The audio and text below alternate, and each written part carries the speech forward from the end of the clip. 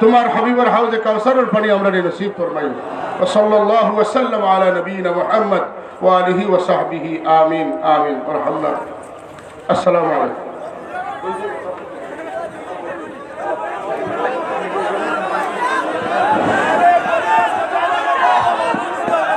সম্মানিত উপস্থিতি, আমাদের মধ্যে উপস্থিত হয়েছেন আজকের মাহফিলের সম্মানিত প্রধান অতিথি, বিশিষ্ট ইসলামী চিন্তাবিদ, আন্তর্জাতিক খ্যাতি সম্পন্ন মুফাসসিরে কুরআন হযরত মাওলানা মুফতি সৈয়দ মোহাম্মদ এনায়েতুল আব্বাসী ওয়াসিদ্দিকী সাহেব। হুজুরকে ওনার মহামূল্যবান বয়ান পেশ করার জন্য বেতাপুর জাগ্রত সংঘের পক্ষ থেকে বিশেষভাবে অনুরোধ করছি।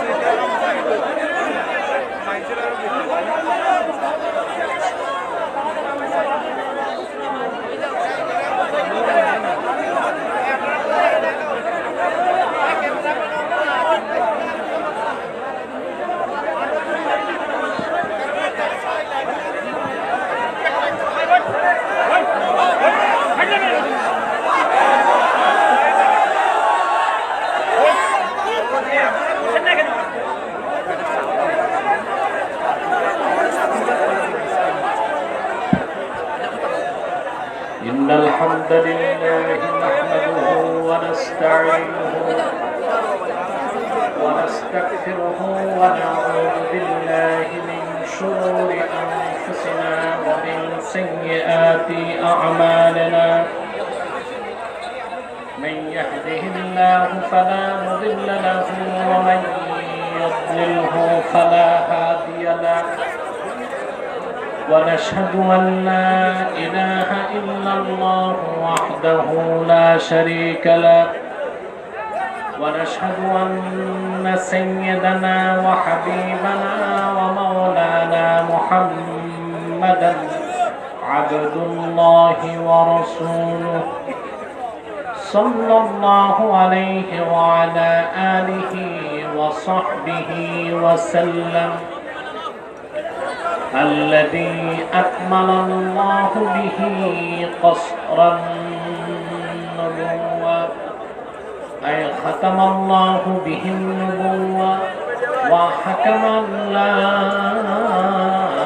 نبي بعده، وأعلن في القرآن بالبرهان أن محمدا صلى الله عليه وسلم خاتم النبيين والمرسلين، الذي أرسله بالحق بشيرا ونذيرا وداعيا إلى الله بإذنه وسراجا منيرا. فقد قال الله تعالى في كلامه المجيد والفرقان الحميد: أعوذ بالله من الشيطان الرجيم. بسم الله الرحمن الرحيم. إنما وليكم الله ورسوله والذين آمنوا الذين يقيمون الصلاة ويؤتون الزكاة وهم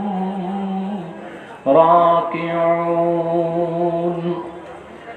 ومن يتول الله ورسوله والذين آمنوا فإن حزب الله هم غالبون.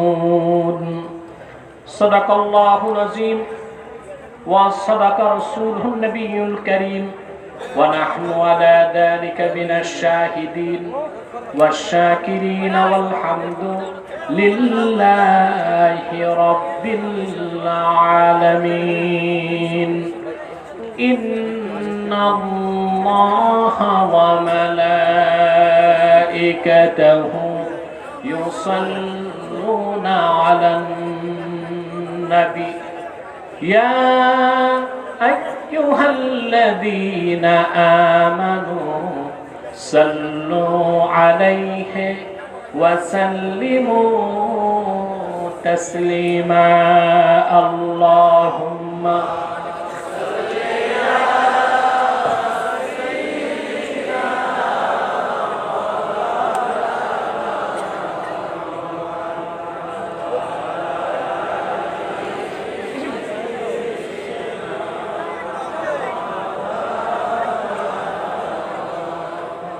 زبان খুলে পড়ুন اللهم صل على سيدنا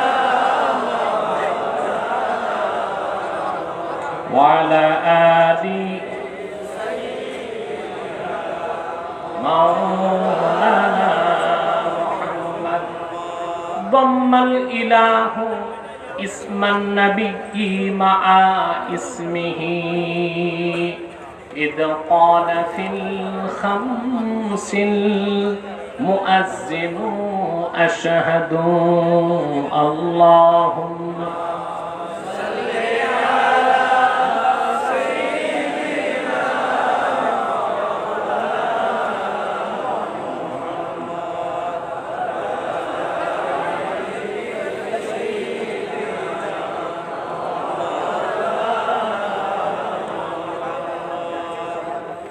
كلهم من رسول الله ملتمس غرفا من البحر أو رشفا من الديم.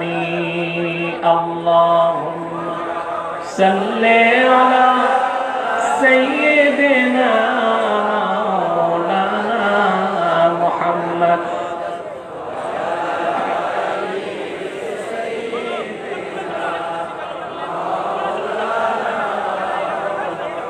محمد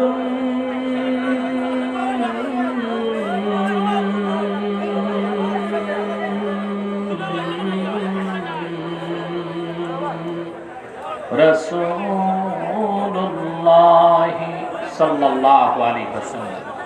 ختم الله به النبوة وحكما لا نبي بعده بلغ العلا بكماله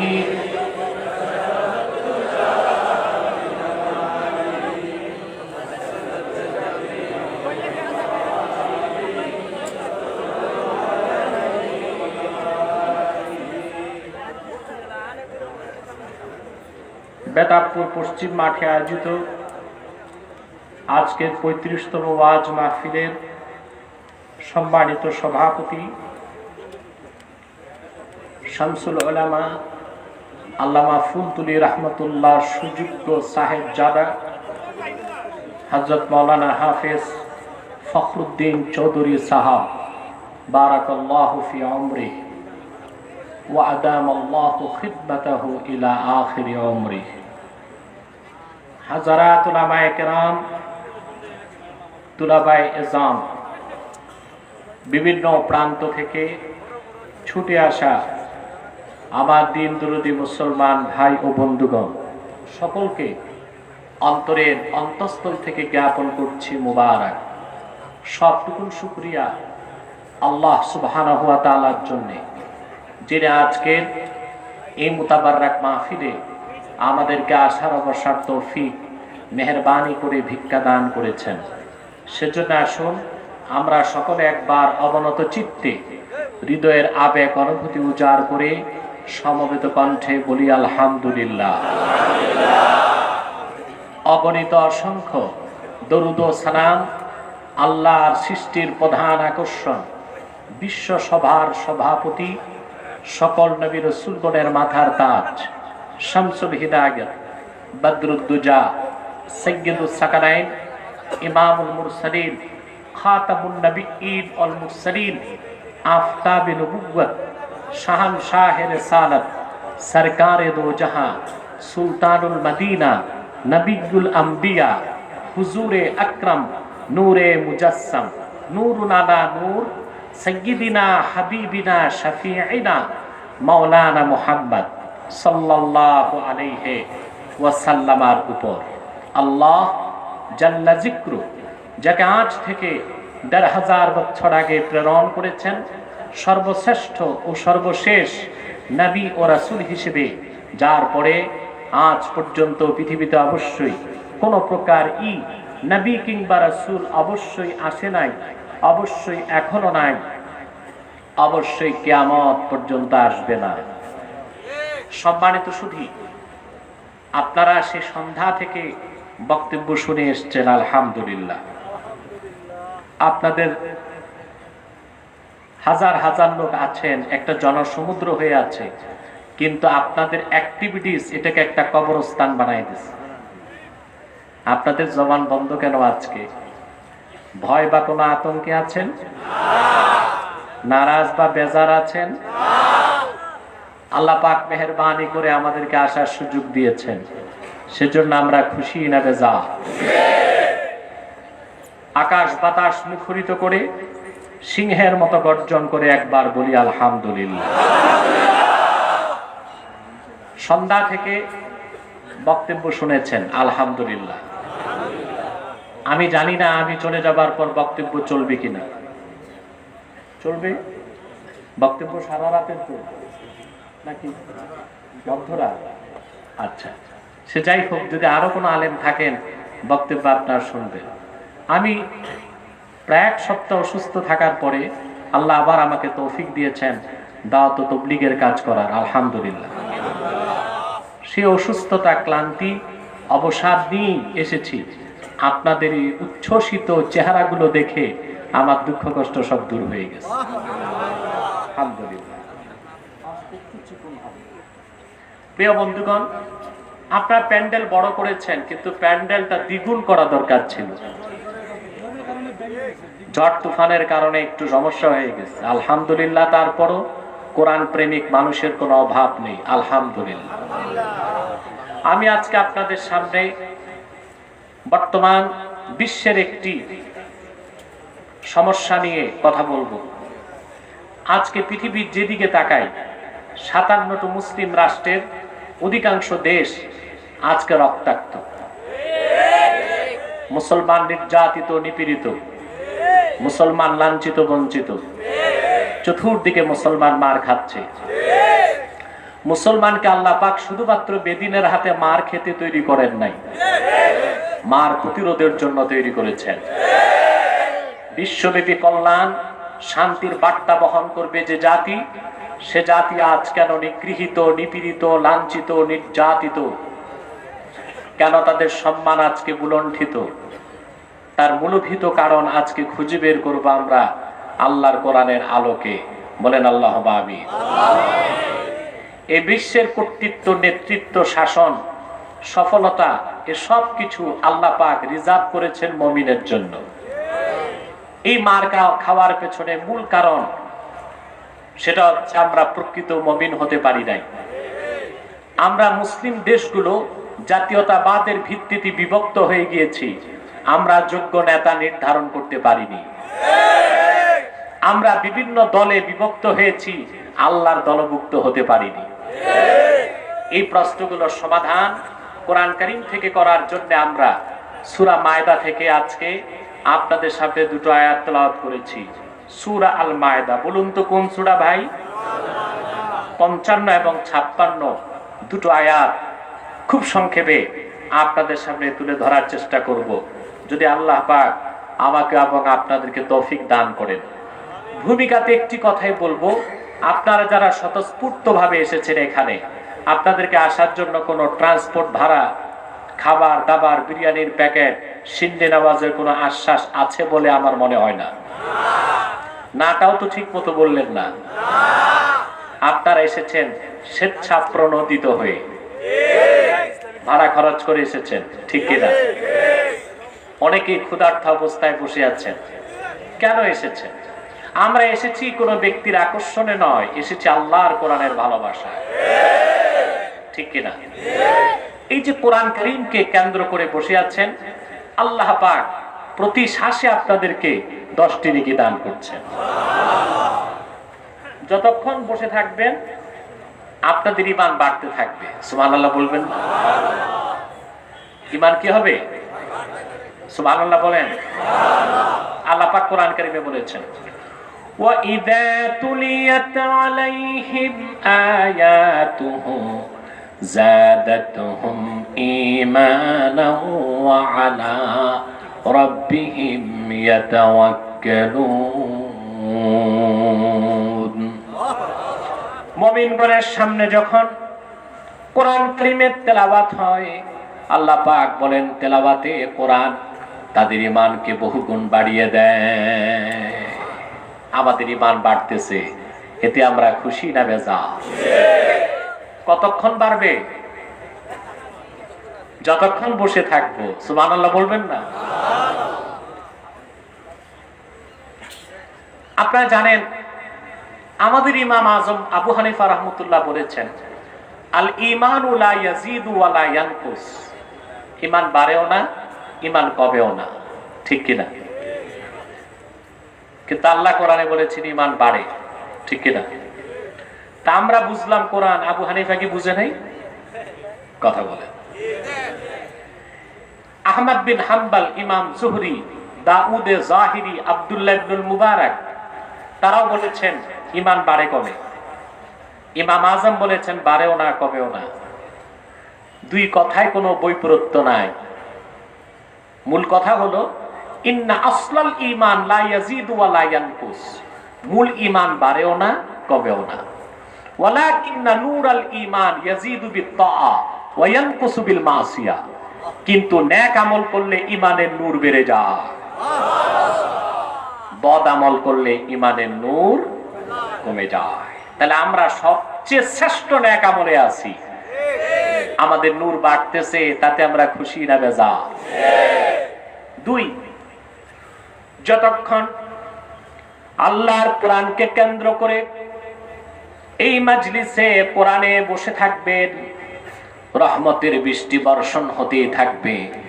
এটা আমার কথা নয়, আল্লাহ পাক কোরআন কারীমে বলেছেন, ওয়া ইযা কুরিয়াল কুরআনু ফাসতামিউ লাহু ওয়া আনসিতু লাআল্লাকুম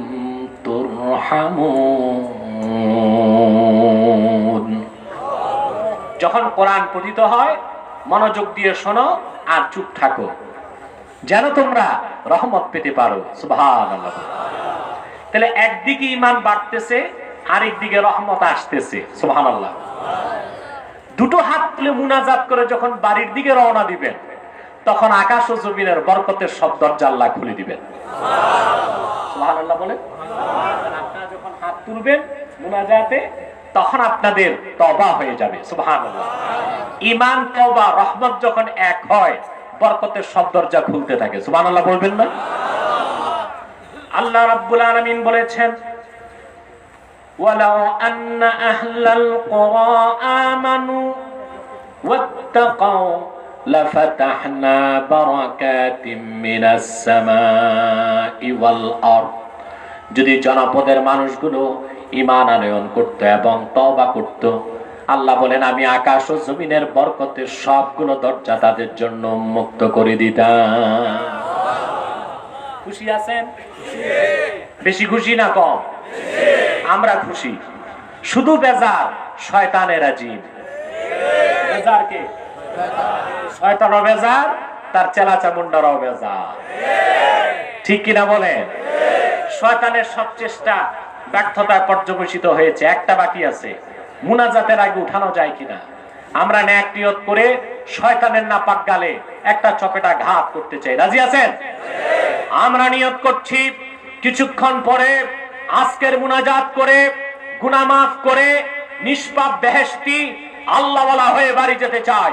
কারা কারা হাত তুলে আল্লাহ তাআলাকে দেখা।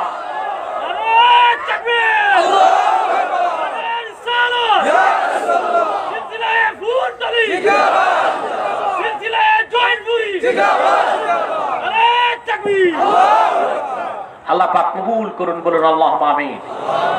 আর দেরি নয়, সরাসরি মূল আলোচনায় প্রবেশ করছি। আমার সঙ্গে আপনারাও তিলাওয়াত করুন, যেন প্রতিটি অক্ষরে নূর আল্লাহ পাক আমাদের সিনায় মানকুশ করে দেন, বলেন আল্লাহুম্মা আমিন। قُلْ أَعُوذُ بِاللَّهِ مِنَ الشَّيْطَانِ الرَّجِيمِ بِسْمِ اللَّهِ الرَّحْمَنِ الرَّحِيمِ إِنَّمَا وَلِيُّكُمُ اللَّهُ وَرَسُولُهُ والذين آمنوا الذين يقيمون الصلاة ويؤتون الزكاة وهم راكعون। আল্লাহ পাক বলেন, নিশ্চয় মুসলমানগণ তোমাদের অভিভাবক হলেন আল্লাহ এবং আল্লাহর রাসূল মুহাম্মদ সাল্লাল্লাহু আলাইহি সাল্লাম, এবং মুহাম্মদ সাল্লাল্লাহু আলাইহি সাল্লামের সাহাবীগণের মধ্যে ওই সব ব্যক্তি যারা নামাজ আদায় করে আর নামাজে থেকে যাকাত আদায় করে, তারাও তোমাদের অভিভাবক, বলেন সুবহান। কে বলেছেন? আল্লাহ অনেক বড়, বড় গলায় বলেন, কে বলেছেন?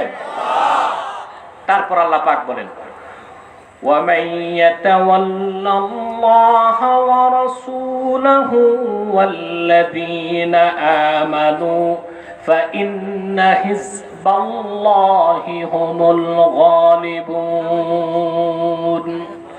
আর যারা অভিভাবক বানায় আল্লাহকে, আল্লাহ রাসূল মুহাম্মদ সাল্লাল্লাহু আলাইহি সাল্লামকে এবং নেতা হিসেবে গ্রহণ করে যোগ্য মুমিন মুসলমানকে, فَإِنَّ حِزْبَ اللَّهِ هُمُ الْغَالِبُونَ, তারাই আল্লাহর দল আর তারাই চূড়ান্ত বিজয় লাভ করবে, বলেন সুবহান। কে বলেছেন? এই কথার চেয়ে মহা সত্য আর কোন কথা কি হতে পারে? জোরে বলেন, পারে? এবার আসেন আমরা কিছু ব্যাখ্যা নিচ্ছি। প্রথম ব্যাখ্যা, আল্লাহ পাক বলেছেন নিশ্চয়ই তোমাদের অভিভাবক আল্লাহ, তোমাদের অভিভাবক মুহাম্মদ সাল্লাল্লাহু আলাইহি সাল্লাম, এবং তোমাদের অভিভাবক ওই সব ব্যক্তি যারা নামাজ আদায় করে নামাজে থেকে আবার যাকাত দেয়। সুবহানাল্লাহ বলবেন না? এই কথাটা বুঝতে পেরেছেন? এত সহজে মনে হয় নাই বুঝেছেন। অনেক সময় না বুঝলেও মানুষ বুঝি বুঝি করে, ঠিক কিনা? নামাজ শেষ করে যাকাত দিলেন, এটা সহজ কাজ। আল্লাহ এটা বলেন নাই, হাল হিসেবে বলেছেন ওহুম রাকিউন, তারা নামাজ পড়ে নামাজে থেকে নামাজ শেষ করার আগে যাকাত দেয়। এটা একটু ভিন্ন বিষয়। আরে মাতো না কেন বাবা, বিষয়টা একটু ভিন্ন কিনা? পৃথিবীর প্রসিদ্ধ 4টি কিতাবে আমি দেখেছি, তাফসীর বাহরুল মুহিত, তাফসীর ইবনে আবি সাউদ, তাফসীর মাফাতিহুল গায়ব এবং আল হাওয়াইলিল ফাতাওয়া ইমাম সিউতির 4টি কিতাবে এসেছে হযরত আলী কাররামাল্লাহু ওয়াজহা তিনি একদিন মসজিদ নববীতে নফল নামাজ পড়ছিলেন। এমন সময় ভিক্ষুক আসলো। হযরত আলী নামাজ পড়ছেন, নামাজে থাকা অবস্থায় ভিক্ষুক তার কাছে ভিক্ষা চাইলেন, আতিনি লিল্লাহি শাইআ, আল্লাহর জন্য আমার কিছু দান করো। ভিক্ষুকদের কিন্তু সময় কমায় নাই, ঠিক না? মানুষ কি অবস্থায় আছে এটা বোঝার চেষ্টা করে না, পারে না, তারা মুর্দার খাট আটকায় ভিক্ষা চায়, ঠিক না? এখন হযরত আলী নামাজের রুকু অবস্থায় ভিক্ষুক বলল, আল্লাহর রাস্তে কিছু দাও। হাদিস সাক্ষী, তাফসীর সাক্ষী, হযরত আলী নামাজ শেষ করার অপেক্ষা করলেন না। আল্লাহর বান্দা আল্লাহর খুশির জন্য চাওয়ার পর তিনি কি করলেন? হাদিস সাক্ষী, ফানাজা আলীয়ুন খাতিমাহু ফাআতাহু, হযরত আলী নামাজের মধ্যে থেকেই তার হাতের আংটি খুলে আল্লাহর খুশির জন্য আল্লাহর বান্দাকে দান করে দিলেন। আল্লাহ রাব্বুল আলামিন হযরত আলীর এই মানবিক কাজে এত বেশি খুশি হয়ে গেলেন, সঙ্গে সঙ্গে আল্লাহ পাক সূরা মায়দাতে আয়াত নাজিল করে দিলেন আলীর শানে, আটটু আস্তে কও সুবহানাল্লাহ। কার শানে সুবহানাল্লাহ বলবেন? আল্লাহ পাক ঘোষণা করলেন, ইন্নামা ওয়ালিয়্যুকুমুল্লাহু ওয়া রাসূলুহু ওয়াল্লাযীনা আমানুল্লাযীনা ইউকিমুনাস সালাতা ওয়া ইউতুনাজ যাকাতা ওয়া হুম রাকিউন। মুসলমানেরা, নিশ্চয় তোমাদের অভিভাবক আল্লাহ, তোমাদের অভিভাবক মুহাম্মদ সাল্লাল্লাহু আলাইহি ওয়াসাল্লাম, আর মুহাম্মদ সাল্লাল্লাহু আলাইহি ওয়াসাল্লামের সাহাবীগণের মধ্যে আলীর মতো নেতাও তোমাদের অভিভাবক, যারা নামাজ আদায় করে নামাজ শেষ করার আগে আল্লাহর রাজি খুশির জন্য যাকাত আদায় করে। এবার বুঝতে পারছেন, নামাজ শেষ করে যাকাত এক জিনিস, আর নামাজের ভিতর থেকে যাকাত। হযরত আলী এটা করলেন কিনা? মাতবা না? ঘুমাচ্ছেন? কে কে ঘুমাও? হাত উঠাও। আরে কিছু জিএমটিটি যাতে মাতাল তালে ঠিক আছে। আমি খুব বেশি রাত করব না, আমি নিজেও সুস্থ এবং ক্লান্ত। ওয়াজ তো যথেষ্ট হয়েছে, এখন দোয়াটাই বাকি। আমি জরুরি কিছু কথা বলেই শেষ করছি ইনশাআল্লাহ। কথা বুঝতে পেরেছো প্রিয় ভাই বন্ধুগণ? তাহলে হযরত আলী রাদিয়াল্লাহু তাআলা আনহু নামাজের মধ্যে দান করে কত সৌভাগ্য লাভ করলেন যে আল্লাহ পাক তাকে উম্মতে মুসলিমার নেতা হিসেবে ঘোষণা করে দিলেন। ঠিক কি না? আমার ভাইরা, হযরত আলীর নামাজ তখনও শেষ হয় নাই। ভিক্ষুক তখনও মসজিদ নববীর বাইরে যায় নাই। ওহী নাজিল হয়ে গেল। আল্লাহর হাবিব ওহী থেকে বুঝতে পারলেন আমার একজন সাহাবী দান করেছে, আরেকজন গ্রহণ করেছে, দেখতে হবে দান করলো কে। আল্লাহর হাবিব সাল্লাল্লাহু আলাইহি ওয়াসাল্লাম মসজিদ নববী থেকে বের হলেন। হুজরা মুবারাকা থেকে বের হয়ে দেখলেন এক ভিক্ষুক মসজিদ নববী থেকে বেরিয়ে যাচ্ছে। আল্লাহর হাবিব তাকে থামিয়ে বললেন, হাল আ'তাকা আহাদুন শাইআ, আবার কোন সাহাবী তোমাকে কিছু দান করেছে নাকি? ভিক্ষুক, হযরত আলীর নামাজ তখনও শেষ হয় নাই। ফাআশারা ইলা আলিয়্যিন ফাকালা যাকা আর-রাজুল ইয়া রাসূলুল্লাহ, ইশারা করে দেখালেন, হুজুর ওই যে আপনার জামাত আলী নামাজ পড়তেছে, তার কাছে আমি ভিক্ষা চেয়েছিলাম, নামাজের মধ্যে থেকেই তিনি আংটি খুলে আমাকে দান করে দিয়েছেন। এবার দেখেন তো বিষয়টি, ইসলাম ধর্ম পুরাটাই মানবিক। সুবহানাল্লাহ বলবেন না? হযরত আলীর এতটুক মানবিক কারণে আল্লাহ পাক সন্তুষ্ট হয়ে হযরত আলীর শানে কোরআনের আয়াত নাযিল করলেন। শুধু একজন মানুষকে আংটি দান করার কারণে, ঠিক কিনা? এর থেকে বোঝা যায় ইসলাম একটি মানবিক জীবন বিধান। এর সাথে সন্ত্রাসের কোন সম্পর্ক, টেরোরিজমের কোন সম্পর্ক আছে? থাকতে পারে, কিন্তু বিশ্বব্যাপী কাফের মুশরিক বেঈমান এবং তাদের কর্পোরেট মিডিয়া এবং এইসব ইহুদি খ্রিস্টান নাস্তিকদের পাপেট কিছু বুদ্ধিজীবী আছে যারা ইসলামকে সন্ত্রাসী ধর্ম হিসেবে আখ্যায়িত করার চেষ্টা করছে না? ইসলামের ইতিহাস সাক্ষী, আল্লাহর আখিরি নবী, নবিকুল সম্রাট, আল্লাহর আখিরি নবী, সকল নবী রাসূলগণের মাথার তাজ, আমার নূর নবী মুহাম্মদ সাল্লাল্লাহু আলাইহি সাল্লামের জমানায় ১৫০০ বছর আগে মোট যুদ্ধ হয়েছে ৮০টার মতো। ১০ বছরে কতটির মতো? সারিয়া, গাজওয়া, জুয়ুশ এবং বোজ, মোট ৮০টির মতো রাসূলুল্লাহর জমানায় যুদ্ধ হয়েছে। কিন্তু ইসলামের ইতিহাস সাক্ষী ৮০টির মতো যুদ্ধে মাত্র মানুষ নিহত হয়েছে ১০১৮ জন। এর থেকেই বোঝা যায় ইসলামের জিহাদ রক্তপাতের জন্য নয়, রক্তপাত বন্ধ করার জন্য। ইসলামের জিহাদ সহিংসতার জন্য নয়, সহিংসতা বন্ধ করার জন্য। ইসলামের জিহাদ এটা মানবতা বিরোধী নয়, মানবতা প্রতিষ্ঠার জন্য। অথচ বিশ্বের ইতিহাস সাক্ষী দেয় পুঁজিবাদ আর সমাজবাদ, সোশ্যালিজম এবং ক্যাপিটালিজমের দ্বন্দ্বের কারণে প্রথম বিশ্বযুদ্ধে এবং দ্বিতীয় বিশ্বযুদ্ধে, মোট 2টি বিশ্বযুদ্ধে প্রত্যক্ষ এবং পরোক্ষভাবে পৃথিবীতে 16 কোটি মানুষ নিহত হয়েছে। পশ্চিমা পুঁজিবাদীরাই সন্ত্রাসী, মুসলমান সন্ত্রাসী নয়, ঠিক কিনা বলে? কিন্তু চোরের মার বড় গলা। আমেরিকা যুদ্ধ করছে, ওয়ার এগেইনস্ট টেররিজম, সন্ত্রাসের বিরুদ্ধে যুদ্ধ ঘোষণা করেছে বিশ্ব সন্ত্রাসী আমেরিকা, ঠিক কিনা বলে? ওরা যে কতটা ভদ্র, কতটা সভ্য আপনারা দেখেছেন। ক্ষমতার পালা বদলে আমেরিকাতে ক্যাপিটাল হিলের মতো জায়গায় ট্রাম্পপন্থী আর ড্রামপন্থী অস্ত্র ছাড়া মারামারি করে 4 জন জায়গায় শেষ। আমি ভেবেছিলাম বাংলাদেশের এই জীবাণু আমেরিকায় ঢুকলো কেমন করে, পরে ভাবলাম এ তো বাংলাদেশের চেয়েও ভয়ঙ্কর। এরকম দৃশ্য আমাদের গুলিস্তান মোড়েও দেখা যায় না। আমেরিকার ক্যাপিটাল হিলে যা ঘটেছে, ঠিক কিনা বলেন?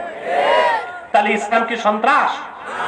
ইসলাম মানুষকে মানবিকতা শিক্ষা দিয়েছে, মানবতার শিক্ষা দিয়েছে, বলেন সুবহানাল্লাহ। ইসলাম ধর্মটা কতটা মানবিক দেখুন। সহিহ বুখারী সাক্ষী, এক সাহাবী আল্লাহর হাবিবকে সে প্রশ্ন করলেন, আইয়ুল ইসলামে আফজাল, হে আল্লাহর রাসূল, ইসলামের সবচেয়ে ভালো আমল কোনটি? রাসূলুল্লাহ বললেন, তুতইমুত তাআমা ওয়া তাকরাউস সালামা আলা মান আরাফতা ওয়া মান লাম তারিফ।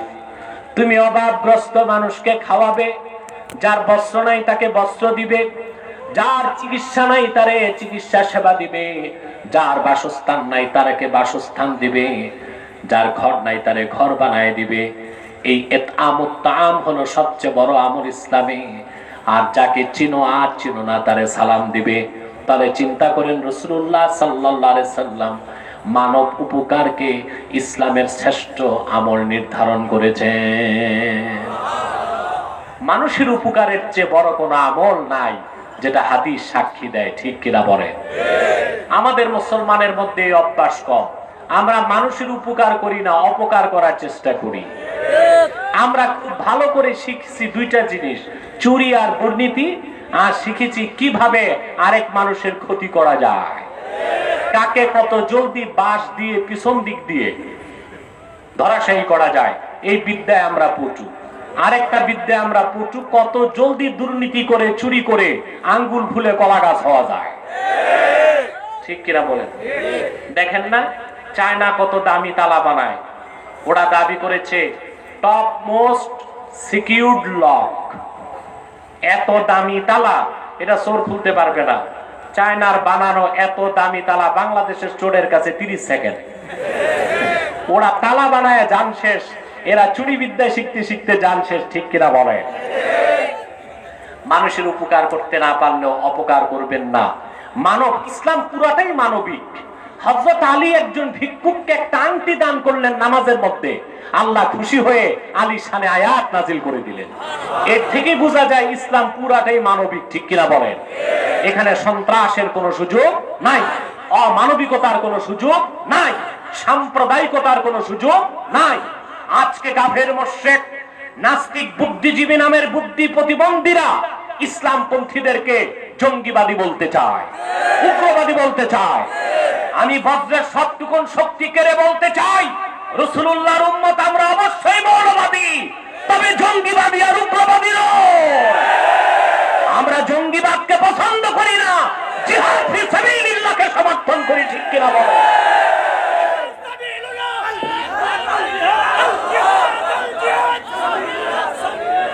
মনে রাখবেন মুসলমান, মনে রাখবেন মুসলমান, নামাজ যেভাবে ফরজ, যাকাত যেভাবে ফরজ, কিয়ামত পর্যন্ত সশস্ত্র জিহাদ আল্লাহ রাসূল মুসলমানের উপর ফরজ করে দিয়েছে। এটা থেকে দূরে সরার কোনো সুযোগ। আমরা মৌলবাদী, তবে আমরা উগ্রবাদী নই। এক বুদ্ধিজীবীর সাথে লাইভ শোতে দেখেছেন আপনারা, সে আমাকে মৌলবাদী বলেছে। আমি বলেছি অবশ্যই আমি মৌলবাদী, তবে উগ্রবাদী নই। মৌলবাদ এক জিনিস, উগ্রবাদ আরেক জিনিস, ঠিক কিনা বলেন? মৌলবাদী হওয়া ছাড়া মুসলমান হওয়া যায় না। ফরমালিন যুক্ত মুনাফিক হওয়া যায়, দিল্লির গোলাম হওয়া যায়, ইসরায়েলের গোলাম হওয়া যায়, ইহুদির গোলামি করা যায়। মৌলবাদী হলেই সত্যিকার ঠিক কিনা বলে? আমার ভাইরা, তাহলে ইসলাম পুরাটাই মানবিক, ঠিক কিনা? মানুষের উপকারকে ইসলাম সর্বোচ্চ গুরুত্ব দিয়েছে। আজকে পশ্চিমারা যে মানবাধিকারের কথা বলে, ওদের কাছে কিসের মানবাধিকার? ওদের মানবাধিকার কি রকম দেখুন।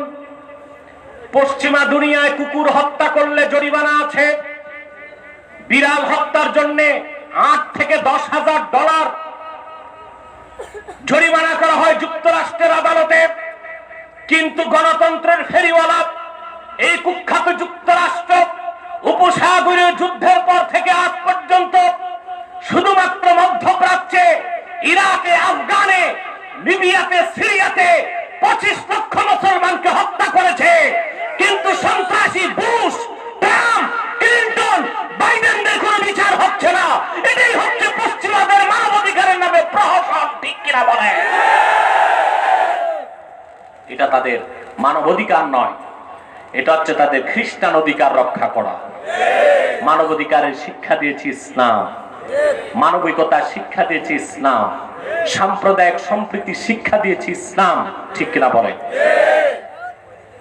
রাসূলুল্লাহ সাল্লাল্লাহু আলাইহি ওয়াসাল্লাম কি বললেন?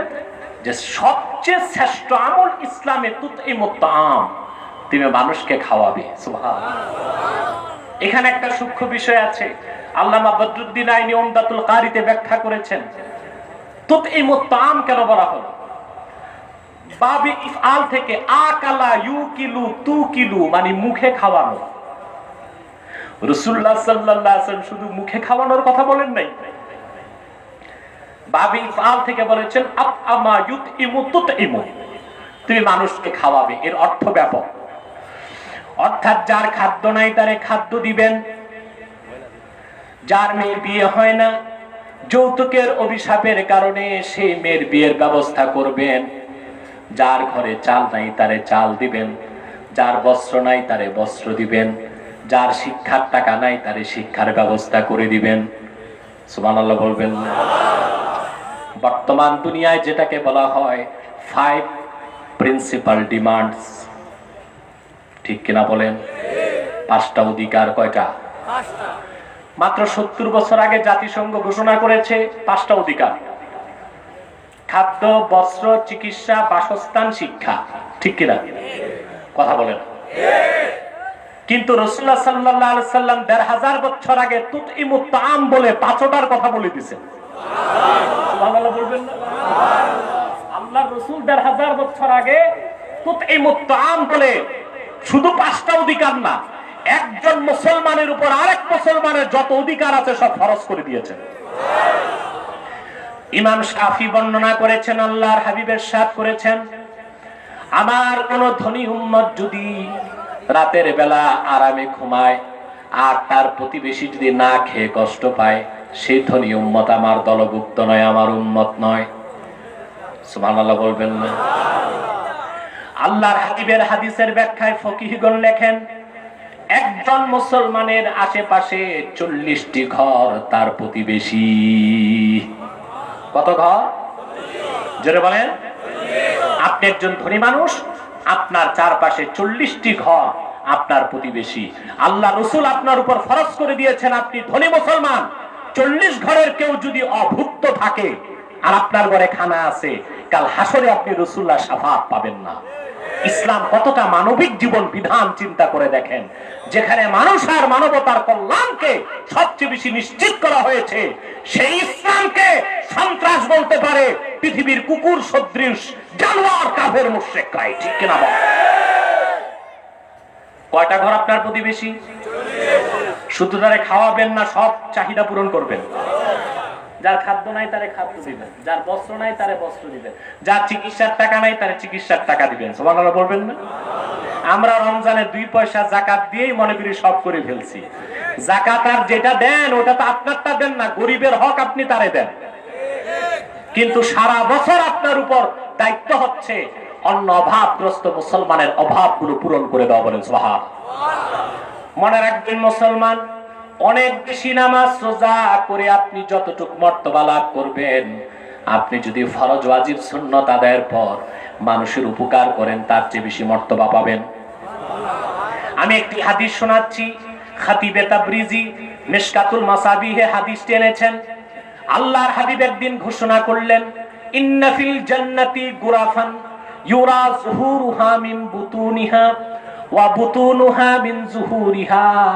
আল্লাহর জান্নাতে এমন কিছু কামরা আছে যে কামরাগুলোর ভিতর থেকে বাহির দেখা যায়, বাহির থেকে ভিতর দেখা যায়। সুবহানাল্লাহ বলবেন না? ফাকামা আরাবিয়ুন ফাকালা লিমান হাযা ইয়া রাসূলুল্লাহ। এক বেদুইন সাহাবী দাঁড়ায় গেছেন, বললেন, হুজুর এতদিন জান্নাতের কথা শুনছি, জান্নাতের ভিতরে এত দামি কামরা আছে তা তো জানতাম না, ওই কামরাটা কার? সুবহানাল্লাহ কইবেন না? আশেপাশে কি কবরস্থান আছে নাকি? আশেপাশে আছে, একটু আছে, একটু দূরে হলেও আছে। এই মুর্দারের খাসলত পেয়ে গেছেন আপনারা, সেই জন্য সোহবতে সালে তোরা পাইছেন না তালে তোরা আমি জানি না। আর অল্প সময় আমি আমার বিষয়টা গুছায় ফেলছি আলহামদুলিল্লাহ। বেদুইন দাঁড়িয়ে বলল, লিমান হাযা ইয়া রাসূলুল্লাহ, হুজুর এত সুন্দর কামরা আল্লাহ কারে দিবেন? বেহেশতের ভিতরে এত ডিলাক্স রুম, ভিআইপি কামরা, এটা পাবে কে? এটা কি চান আপনারা সবাই? দেখেন কি করতে হবে। আল্লাহর হাবিব বললেন, লিমান আতাবাল কালাম ওয়া আতআমাত তাআম ওয়া আদামাস সিয়াম ওয়া সাল্লা ফিল লাইলি ওয়ান নাসু নিয়াম। যে ব্যক্তি তার মুখের কথা পবিত্র করলো, সুবহানাল্লাহ বলবেন না? তার মানে সত্য কথা বললো, মিথ্যা বললো না, গীবত করলো না, হিংসা করলো না, অপরকে গালিগালাজ করলো না, ঠিক কিনা বলেন? আমাদের মধ্যে এই অভ্যাস বেশি না কম? আমাদের মুখের কথা যে কতটা পবিত্রতা জাতীয় সংসদের বক্তব্যগুলো শুনলে বোঝা যায়। এক নেতার 14 গোষ্ঠী উদ্ধার করে জাতীয় সংসদে, জনগণের টাকা দিয়া পরিচালিত সংসদে আমরা এমন ভাবে একজন আরেকজনের গীবত করি, ঠিক কিনা বলেন? কে কোন কালে যাইয়া কার সিন্দুক চুরি করছে সেই ইতিহাস আমরা সংসদে শুনতে পাই, ঠিক কিনা বলেন? 20 বছর আগে কে গুলিস্তানে আদম ব্যাপারী ছিল তাও আমরা শুনতে পাই। কে খাদ্যে ভেজাল মিশাইছে সব আমলনামা ফেরেশতার কি দিবে ওখানেই সব খোলা হইতে থাকে, কথা বলেন না? তারপরে আমাদের মুখের কথা কতটা বিশ্রী তা আমরা জানি না। ঝগড়া হলে আমরা অত্যন্ত অশ্লীল বাক্যালাপ করি, ঠিক কিনা বলেন? রাসূলুল্লাহ সাল্লাল্লাহু আলাইহি ওয়াসাল্লাম বলেছেন, লিমান আতাবাল কালাম, যে তার মুখের কথা পবিত্র করলো, ওয়া আতআমাত তাআম, মানুষকে খাওয়ালো। এই খাওয়ানোর মানে কি শুধু মুখে খাওয়ানো? যার বস্ত্র দরকার তারে বস্ত্র দেওয়া, ঠিক কিনা? যার চাকরি নাই তারে চাকরি দেওয়া, যার ঘর নাই তারে ঘর দেওয়া, যার ওষুধের টাকা নাই তাকে ওষুধের ব্যবস্থা করে দেওয়া, যার শিক্ষা নেবার ব্যবস্থা নাই তার বইপত্র কিনে দেওয়া, ঠিক কিনা বলে? আমরা মাঝে মধ্যে মানুষ তো খাওয়াই না তা তো না, গরিব মানুষে খাওয়াই না। মেয়ের বিয়েতে দাওয়াত দেয় সব এমপি, মন্ত্রী, কাউন্সিলর, চেয়ারম্যান আর মেম্বার, ঠিক কিনা বলে? গরিব মানুষ দাওয়াত পায়। আর রিক্সাওয়ালা যে গোষ্ঠের গ্রাম শুনলে যার ভিতর ত্রাহি ত্রাহি করে, ওই লোকটা দাওয়াত পায় না। নিজের গরিব ভাইটাও দাওয়াত পায় না, দাওয়াত পায় এলাকার সব রাগব আর বোয়াল, ঠিক কিনা বলেন? ফকির মিসকিন দরজার সামনে দাঁড়ায় থাকে, চুষে খাওয়া জুটা হাড্ডিগুলো চাটার জন্য পড়ে, সত্য? তারপর গেটের সামনে আবার বড় টেবিল থাকে, এর মানে হচ্ছে দিয়ে যান খেয়ে যান। এর জন্য এক মহা আশ্চর্য ব্যবসা বাংলাদেশে চলতেছে এখন, বিয়ে শাদীর নামে, ঠিক কিনা? টেবিল বসানোর উদ্দেশ্য কি? দিয়ে যান খেয়ে যান। আর আপনি ধনী মানুষ, একটা ডিনার সেট দিবেন 30,000 টাকা, খাইবেন মাত্র 300 টাকা, পুরাটাই তো নেট প্রফিট। এইরকম হোটেল ব্যবসা লাগে না তো 2-4টা বিয়ে শাদী যদি বছরে করানো যায়? আল্লাহ রাসূল সাল্লাল্লাহু আলাইহি ওয়াসাল্লাম বলেছেন, লিমান আতাবাল কালাম ওয়া আতআমাত তাআম ওয়া আদামাস সিয়াম, বেশি বেশি রোজা রাখলো, ওয়া সাল্লা ফিল লাইলি ওয়ান নাসু নিয়াম, নামাজ পড়লো তখন তাহাজ্জুদ, মানুষ ঘুমিয়ে থাকলো যখন। এই 4টা কাজ যে করবে, বিশেষ করে মানুষকে খাওয়াবে, মানুষের উপকার করবে, আল্লাহ পাক তাকে জান্নাতের স্পেশাল কামরাগুলো দান করে দিবেন। আমার ভাইরা এবার আসেন, হযরত আলী রাদিয়াল্লাহু তাআলা আনহু একজন ভিক্ষুককে একটি আংটি দান করার কারণে আল্লাহ পাক উম্মতি মুসলিমার অভিভাবকত্ব তাকে দান করেছেন, ঠিক কিনা বলেন? শব্দটা হলো ওয়ালি। শব্দ কি? ইন্নামা ওয়ালিয়ুকুমুল্লাহ। আল্লাহ তাআলা কয়েকটা বিষয়কে কোরআনে ওয়ালি বলেছেন। এক, সাহায্যকারীকে আল্লাহ ওয়ালি বলেছেন। কাকে? কাকে? আল্লাহ পাক বলেন ইন্না ওয়ালিয়াল্লাহুল্লাযী নাযালাল কিতাবা ওয়া হুয়া ইয়াতাওয়াল্লাস সালিহিন। নিশ্চয় আমার ওয়ালি মানে আমার সাহায্যকারী হলেন আল্লাহ। এখানে ওলি অর্থ সাহায্যকারী। ওলি অর্থ কি? আরেক জায়গায় আল্লাহ তাআলা বলেন আল্লাহু ওয়ালিয়ুল্লাযীনা আমানু ইখরিজুহুম মিনাজ যুলুমাতি ইলান নূর। যারা মুমিন তাদের ওলি হলেন আল্লাহ পাক। আল্লাহ পাক তাদেরকে অন্ধকার সমূহের ভিতর থেকে বের করে একটি আলোর পথে নিয়ে আসেন। এখানে ওলি অর্থ বন্ধু। সুবহানাল্লাহ বলেন। আর আমি যে আয়াতের ব্যাখ্যা করছি ইন্নামা ওয়ালিয়ুকুমুল্লাহু ওয়া রাসূলুহু, এখানে ওলি অর্থ অভিভাবক। তাহলে ওলির কয়টা অর্থ পাইলাম আমরা? তিনটা। ওলি অর্থ সাহায্যকারী, ওলি অর্থ বন্ধু, ওলি অর্থ অভিভাবক। বলে সুবহানাল্লাহ। তিনটি শব্দের প্রত্যেকটাই লফজে মুরাদেব বা সমার্থক। যিনি ভালোবাসবেন তিনি সাহায্য করবেন, যিনি সাহায্য করবেন তিনি অভিভাবক হবেন, ঠিক কিনা বলেন? তাহলে আমরা আজকের আলোচনায় এতটুকু বুঝতে পারলাম আল্লাহ আমাদের অভিভাবক, আল্লাহ রাসূল আমাদের অভিভাবক এবং সাহাবায়ে কেরাম আমাদের অভিভাবক, ঠিক কিনা বলেন? এর থেকে বোঝা যায় সাহাবায়ে কেরাম মেয়ারুল হাক্কি ওয়াল আদালা, সত্য এবং ন্যায়পরায়ণতার মানদণ্ড সাহাবায়ে কেরাম, ঠিক কিনা বলেন? আমরা কোন সাহাবীর বিরোধিতা করব না। বাংলাদেশে একদল ভণ্ড সুন্নি আছে যারা ইয়াজিদকে গালিগালাজ করতে যে হযরত মুয়াবিয়াকে গালিগালাজ করে। তারা কুখ্যাত রাফিজি শিয়াদের দালাল। আমরা শিয়া সম্প্রদায়কে মুসলমান মনে করি না। শিয়া দুই প্রকার, মোট 12 প্রকার, মূলত দুই প্রকার। একটা আহলুত তাশাইয়্যু কুবরা আর একটা আহলুত তাশাইয়্যু সুগরা। একটা ছোট শিয়া আর একটা বড় শিয়া। বড় শিয়া যারা, তাদের আকীদা কি জানেন?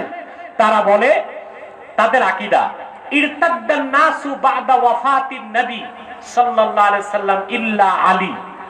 আল্লাহ রাসূল দুনিয়া থেকে বিদায় নেবার পরে হযরত আলী ছাড়া সব সাহাবী মুরতাদ হয়ে গেছেন। নাউজুবিল্লাহ বলবেন না? তাদের আকীদা ও বিশ্বাস, কোরআন ইরানের মধ্যে তারা কোরআন কারীম ছেপেছে। সেই কোরআনে একটা নতুন সূরার নাম তারা দিয়েছে সূরাতুল ওয়ালায়া। নাউজুবিল্লাহ বলবেন না? ওয়ালায়া নামে কোন সূরা আছে? এটা কোন সূরা জানেন? আমি পড়ি, আপনারা শোনেন। একটা আয়াত তারা ঢুকাইছে, সেটা হলো আলাম নাশরাহ লাকা সাদরাক ওয়া ওয়াদানা আনকা উজরাক আল্লাযী আনকাযা যাহরাক ওয়া রাফা'না লাকা যিকরাক ওয়া জাআলনা আলিয়্যান সাহরাক। যারা আল্লাহর কোরআনে হাত দেয় ওরা মুসলিম না অমুসলিম? সেই জন্য বড় শিয়া যারা, তাদেরকে আমরা কাফের মনে করি এবং তাদের গোমর ফাঁস হয়েছে। আপনারা পত্রিকায় দেখেছেন, এই ভারতের শিয়া ট্রাস্টি বোর্ডের চেয়ারম্যান এক ভণ্ড শিয়া, সে ভারতের সুপ্রিম আদালতে মামলা করেছে কোরআন কারীম থেকে 26টি আয়াত নিষিদ্ধ করার জন্য। এটা কোন মুসলমানের কথা না কুখ্যাত কাফেরের কথা? সেজন্য আমি বলে থাকি, মধ্যপ্রাচ্য শান্তির মূলে যেমন ইসরায়েল, আরেক শান্তির মূলে হচ্ছে ইরান, ঠিক কিনা বলে? যারা আরব বিশ্ব এবং সুন্নি মুসলমানদের শত্রু হিসেবে কাজ করছে। আমরা ইসরায়েলের ধ্বংস চাই এবং ইরানে কুখ্যাত শিয়াদের পতন চাই, ঠিক কিনা বলেন? আমার ভাইরা, হযরত আলীর মর্যাদা অনেক বেশি, তবে তার মানে এই নয় যে আবু বকর, ওমর, ওসমান থেকেও বেশি। সকল সাহাবীর মধ্যে শ্রেষ্ঠ হযরত আবু বকর, তারপর হযরত ওমর, তারপরে হযরত ওসমান, তারপর হযরত আলী, ঠিক কিনা বলে? এরপর আল্লাহ পাক পরবর্তী আয়াতে বলছেন, وَمَن يَتَوَلَّ اللَّهَ وَرَسُولَهُ وَالَّذِينَ آمَنُوا فَإِنَّ حِزْبَ اللَّهِ هُمُ الْغَالِبُونَ। নিশ্চয়ই যারা আল্লাহকে অভিভাবক মানবে, মুহাম্মদ সাল্লাল্লাহু আলাইহি সাল্লামকে অভিভাবক মানবে আর মুমিনগণকে অভিভাবক বানাবে, তারাই আল্লাহর দল, তারাই বিজয়ী হবে। ঠিক কিনা বলেন? তাহলে আমরা যে বিশ্বব্যাপী মার খাচ্ছি তার মূল হচ্ছে আমরা আল্লাহকে অভিভাবক মানি নাই, আমরা রাসূলুল্লাহকে অভিভাবক মানি নাই। ঠিক কিনা বলেন? আমরা অভিভাবক পেয়েছি বিশ্বমোড়ল যুক্তরাষ্ট্রকে, আমরা অভিভাবকত্ব দিয়েছি জাতিসংঘকে, সেই জন্য আমরা পৃথিবীর সব জায়গায় মার খাচ্ছি। দ্বিতীয় সমস্যা, আমরা আল্লাহর দলের হতে পারি নাই, আমরা হয়েছি শয়তান ও তাগুতের দলভুক্ত। 3 নাম্বার, আমরা নেতা নির্বাচন করতে পারি নাই, যত নেতা বানিয়েছি সব ফাসেক ফাজের বেঈমান। ঠিক কিনা বলেন? এটা হচ্ছে আমাদের মার খাওয়ার মূল কারণ। ঠিক কিনা বলেন? সত্যিকার অর্থে আমাদের অভিভাবক যে আল্লাহ, তাতে সন্দেহ আছে? আপনি দেখুন 57টি মুসলিম রাষ্ট্রের বিরুদ্ধে সারা দুনিয়ার কাফের মুশরিক বেঈমান ঐক্যবদ্ধ হয়ে গিয়েছে। আপনারা অবাক হবেন, বর্তমান করোনা পরিস্থিতির আগে আমেরিকা, ব্রিটেন, ইসরায়েল একটি স্কিম তৈরি করেছিল। এই স্কিমটির নাম দ্য ডিলিং অফ সেঞ্চুরি। কি নাম? The dealing of century. এটার উদ্দেশ্য ছিল ফিলিস্তিনকে ইসরায়েলের রাজধানী বানাবে, বাইতুল মুকাদ্দাসকে ভেঙে সেখানে 3rd টেম্পল নির্মাণ করবে। 3 নাম্বার, সিরিয়া এবং তুরস্কের একটা বিরাট অংশ, ইরাকের একটা অংশ নিয়ে গ্রেটার ইসরায়েল, বৃহৎ ইহুদি রাষ্ট্র তৈরি করবে। এ তারিখ ঘোষণা ছিল গত বছর মার্চ মাসে। কোন মাসে? না, গত বছর জানুয়ারিতে 31st নাইট যেটা বলে। কোনটা? 31st নাইট, যেটা বছরের শুরু। সেদিন তারা চূড়ান্ত করবে ডিলিং অফ সেঞ্চুরি নামে। আল্লাহ পাক মুসলমানকে বাঁচাতে ইহুদিদের বিরুদ্ধে ঘোষণা করলেন কিলিং অফ সেঞ্চুরি।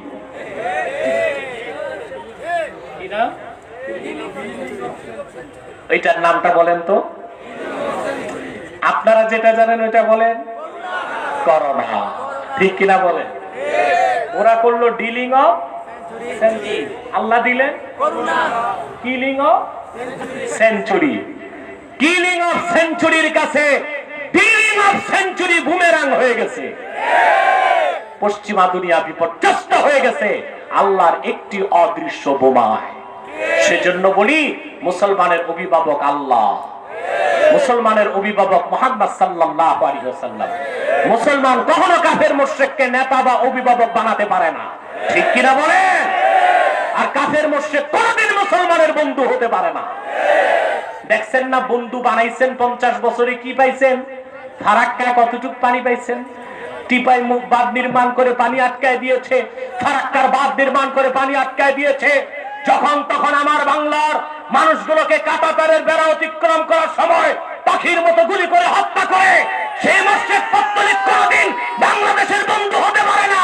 তাই বাংলাদেশের সবচেয়ে বড় শত্রু। ঠিক কিনা বলেন?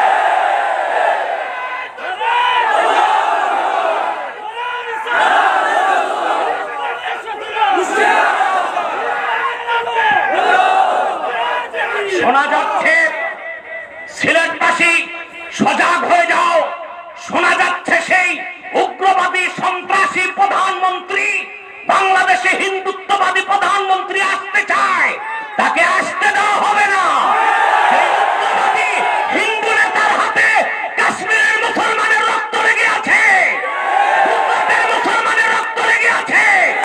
বাবরি মসজিদ শহীদ করার কলঙ্কিত সেই কুখ্যাত হিন্দু মন্ত্রীকে বাংলাদেশে আসতে দেওয়া হবে না, হবে না, হবে না।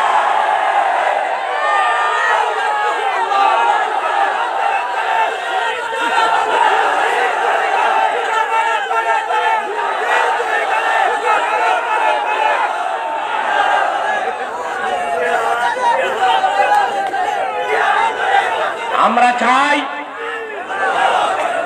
কাশ্মীরি মুসলমান, আসামের মুসলমান, গুজরাটের মুসলমানের দুর্দশায় আমাদের কলিজায় রক্তের ক্ষরণ এখনো বন্ধ হয় নাই। সেই রক্তের ক্ষরণ যদি আরো বাড়ানো হয়, সেই উগ্রবাদী ব্রাহ্মবাদী বাংলাদেশে ঢুকলে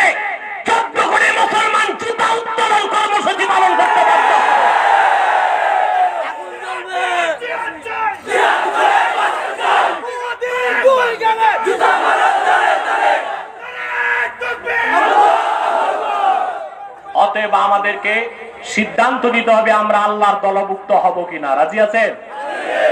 আমাদের অভিভাবক আল্লাহ, আমাদের অভিভাবক মুহাম্মদ সাল্লাল্লাহু আলাইহি ওয়াসাল্লাম, আমাদের অভিভাবক আমরা অনুসরণ করব সাহাবায়ে কেরামকে, আর আমরা নেতা বানাবো মুমিনকে। আমরা এখানেই ভুলটা করছি, নেতা নির্বাচনে ভুল করেছি। একটা লাক্সারি বাস 40 সিট, কত সিট? সামনে বসছে 20 জন শাইখুল হাদিস, তারপর 10 জন মুহাদ্দিস, তারপর 10 জন দরবেশ, 40 জনের সব আউলিয়ায়ে কেরাম। ড্রাইভার যাকে বসানো হয়েছে তিনি একজন বিখ্যাত ইয়াবাখোর মাতাল। বাস যাবে আউশকান্দি থেকে চট্টগ্রাম, মেঘনা পার হওয়ার পরে এটা ডালে যাবে না খালে যাবে, কিন্তু বসা আছে সব নেককার, বসা আছে নেককার, সব মুহাদ্দিস শাইখুল হাদিস আর সুফি দরবেশ। কিন্তু যারে চালকের আসনে দিছে ওই লোকটা ইয়াবাখোর মাতাল। বাস যাবে কই ডালে না খালে? দেশে 3.5 লক্ষ মসজিদ আছে, কথা সত্য বটে, হাজার হাজার মাদ্রাসা আছে, পীর আউলিয়ার খানকা আছে, কিন্তু চালকের আসনে যাদেরকে আমরা জায়গায় জায়গায় বসিয়েছি সব মাতাল। সবার মাথায় বিলেতি গোবর, সবার মাথায় পশ্চিমা ধ্যান ধারণা চিন্তা ভাবনা। এই নেতাগুলোকে বাদ দাও, আল্লাহ তার রাসূলের অনুসরণ করে এমন নেতাদেরকে বসাও, গোটা বাংলাদেশের চেহারা বদলে যাবে। ঠিক কিনা বলে? তা শুধু বাংলাদেশ নয়, 57টি মুসলিম রাষ্ট্রের জন্য এটাই হচ্ছে আল্লাহর দেওয়া ফর্মুলা। ঠিক কিনা বলে? আমরা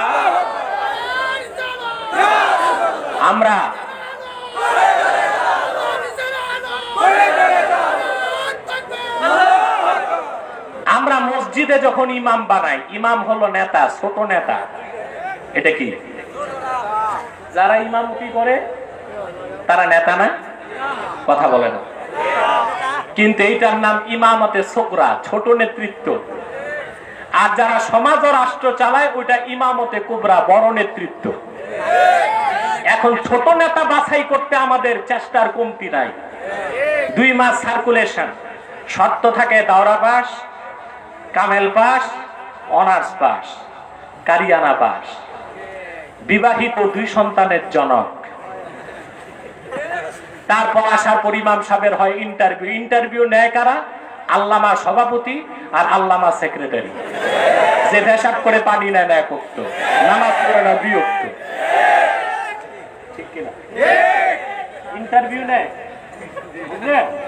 কোন আলেম সাহেব আসে না, আল্লামা সভাপতি আর আল্লামা সেক্রেটারি। তারপর ইমাম একজন রাখে। ছোট ইমামের বেলায় কত যাচাই বাছাই, কিন্তু আমরা যাদের নেতৃত্বে সমাজ ও রাষ্ট্রে চলি তাদের অধিকাংশই কোরআন বুঝে না, হাদিস বুঝে না, সেকুলারিস্টে বিশ্বাসী, সেকুলারিজমে বিশ্বাসী, কেউ ন্যাশনালিজমে বিশ্বাসী, কেউ সোশ্যালিজমে, কেউ ক্যাপিটালিজমে। ঠিক কিনা বলেন? আল্লাহ আল্লাহ রসুলের আনুগত্য তাদের মধ্যে নাই। তখন হবে কি? আমরা সব নেককার থাকলো, বাস যাবে কই?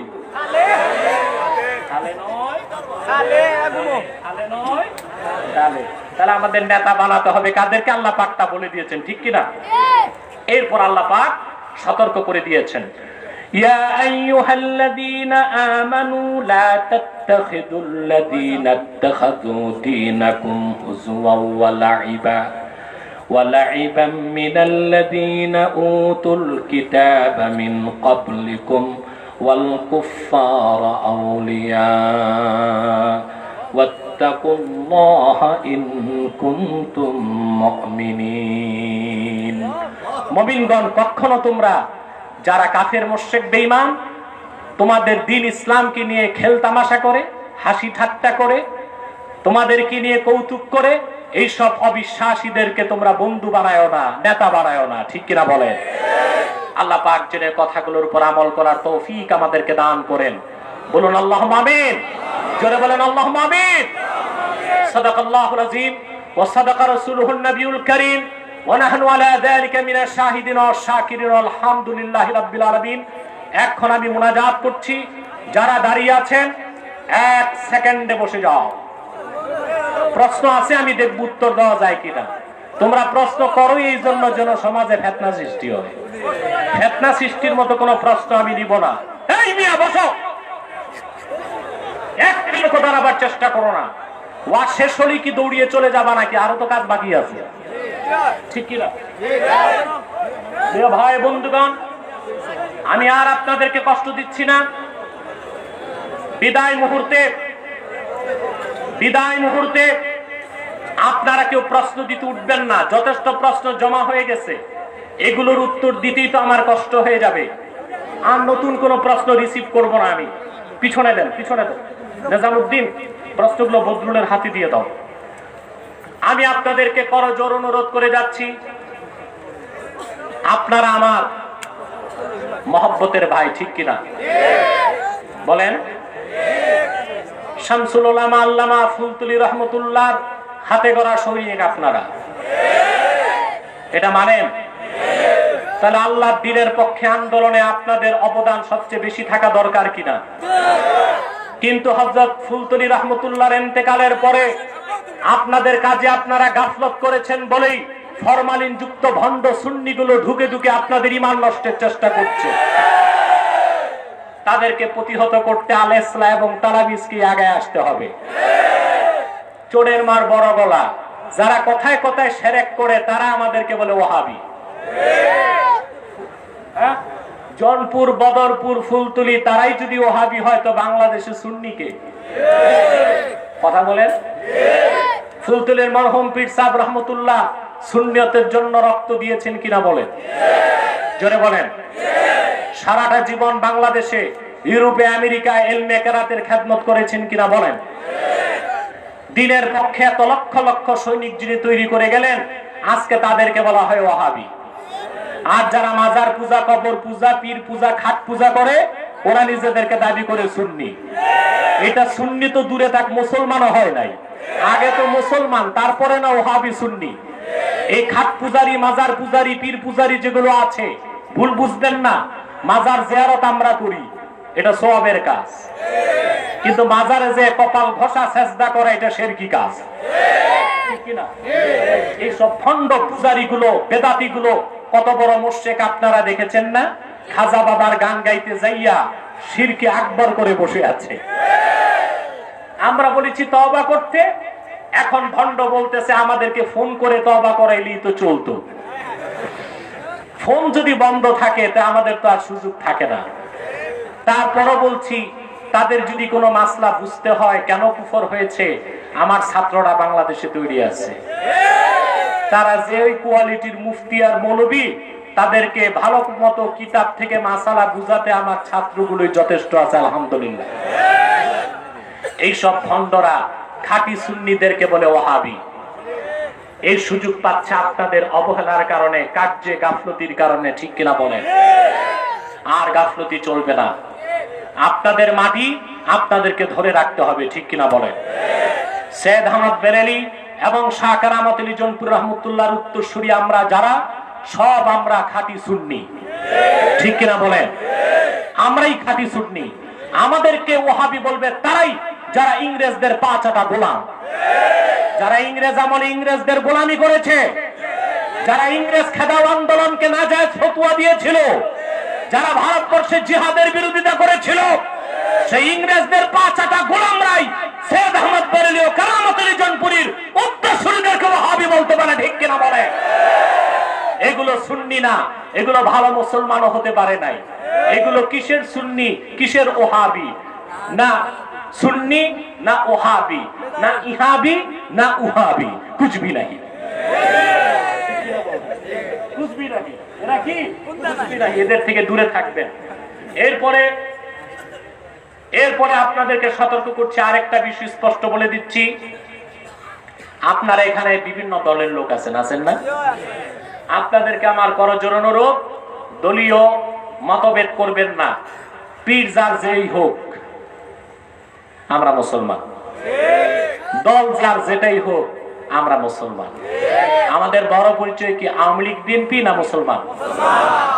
আমাদের বড় পরিচয় কি আমরা কোন পীরের মুরিদ, না আমরা মুসলমান? অবশ্যই মাসলাকের গুরুত্ব আছে, কিন্তু সবচেয়ে বেশি গুরুত্ব দ্বীন ইসলামের। এর জন্য আমি বলেছি মাসলাক যার যার, ইসলাম সবার। এটা অনেকে বুঝে নাই। অর্থাৎ আমার মাসলাক আমার কাছেই থাকবে। আমরা যারা জোনপুর, ফুরফুরা, বদরপুর, ফুলতলি, আমাদের মাসলাক আমরা কাউকে চাপায় দিব না, চাপায় দিব না। আমরা আমাদের মাসলাকে থাকবো, অন্যরা অন্যদের মাসলাকে থাকবে। ইসলামের বৃহৎ স্বার্থে আমরা এক হয়ে যাব। আওয়ামী লীগ আওয়ামী লীগের কাছে, বিএনপি বিএনপির কাছে, কিন্তু ইসলামের মহান স্বার্থে আমরা আওয়ামী লীগ বিএনপি ভেদাভেদ ভুলে এক হয়ে যাব। এটাই আমার মিশন, এটাই আমার ভীষণ। মনে থাকবে?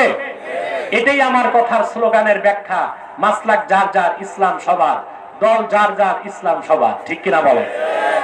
আমরা যদি এই সূত্রে ঐক্যবদ্ধ হতে পারি, ইনশাআল্লাহ কাফের মুশরিকদের কোন এজেন্ডা বাংলাদেশে বাস্তবায়িত হবে না ইনশাআল্লাহ। আমি আপনাদের করজোড়ে অনুরোধ করছি ভাই সব, আমরা খাতমে নবুয়তের আন্দোলনে সবাই কাঁধে কাঁধ মিলিয়ে আন্দোলন করব। বহুবার আপনাদের বলেছি, কিন্তু আপনাদের কাছ থেকে আশানুরূপ সাড়া আমি পাই নাই। অন্য সারা দেশে পাই, আপনাদের থেকে আশানুরূপ সাড়া আমি পাই নাই। আমার কোনো নেতৃত্বের লালসা নেই, কিংবা মুরিদ বানাবার কোনো লোভ নেই। আমি কিছু দিনের কর্মী চাই। সেই কর্মী যেই দলের হোক, অন্তত খাতমে নবুয়তের আন্দোলনে আমাদেরকে সহযোগিতা করবে, এটা আমার প্রত্যাশা। এই আশাটা পূরণ করতে পারবেন ইনশাআল্লাহ? খাতমে নবুয়তের আন্দোলন সবচেয়ে বড় আন্দোলন। খাতমে নবুয়তের জিহাদ সবচেয়ে বড় জিহাদ। মনে থাকবে এই কথা। বাংলাদেশে বিভিন্ন ধর্মের লোক আছে না? হিন্দু, বৌদ্ধ, খ্রিস্টান আছে না? তাদের বিরুদ্ধে আমাদের কোনো মিছিল মিটিং আছে? অথচ তারা বাংলাদেশে নিরাপদে ধর্মকর্ম পালন করছে।